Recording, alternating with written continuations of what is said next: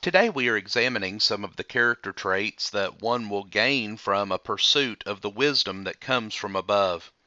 First, we see the trait of self-control. One who pursues wisdom will learn to exercise control over his emotions rather than being controlled by them. Solomon made the statement in Proverbs 14, verses 29 and 30, that he who is slow to anger has great understanding, but he who is quick-tempered exalts folly. A tranquil heart is life to the body, but passion is rottenness to the bones. No men will ever reach the point where they never become angry. No man will ever reach the point where he never feels this intense feeling of anger whenever things go wrong. But all men, no matter if they are wise or foolish, will encounter circumstances that lead them to making a decision.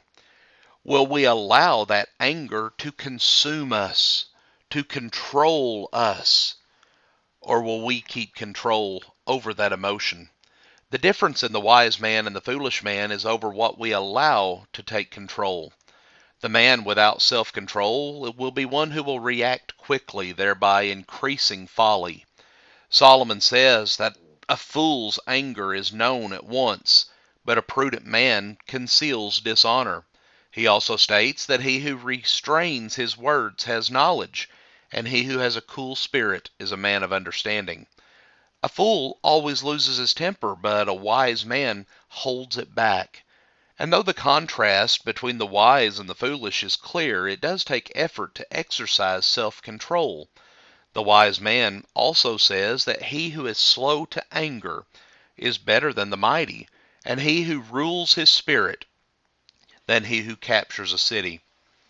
He presents the picture of a celebrated military commander or a warrior who is able to capture a city.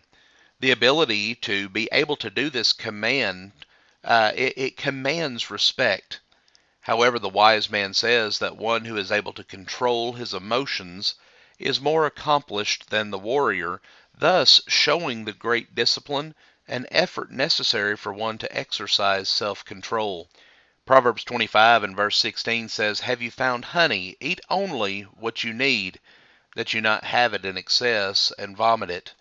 Self-control is not only necessary in order to refrain from doing things that are wrong, it is also necessary to control our use of those things which are good. It is true that one can have too much of a good thing. In the illustration that Solomon gives, honey is a good thing. Many of us enjoy eating honey on different occasions.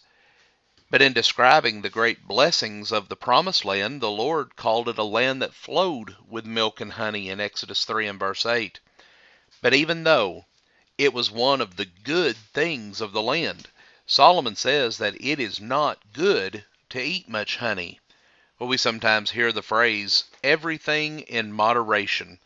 Well, of course, this would not apply to things that are sinful in themselves, but of those things that are good. We must exercise self-control so that we do not overuse or abuse the good things which God has blessed us with. Like a city that is broken into and without walls is a man who has no control over his spirit, Proverbs 25:28. City walls during those times served two purposes. First, the walls kept the enemies out, and second, the walls provided a necessary boundary, without which it would not be able to function efficiently as a city. If all of the inhabitants and businesses of the city spread out all over the countryside, then commerce and communication, the fundamentals of that city's function, would become severely limited. But self-control, it works for us as do the walls of the city. It keeps enemies out, those who would entice us to sin, so that we avoid doing those things that we should not do. It also provides proper boundaries for our emotions, keeping us disciplined, so that we continue to do those things which we ought to do. Friends, we thank you for joining us for our program today, and have a blessed day.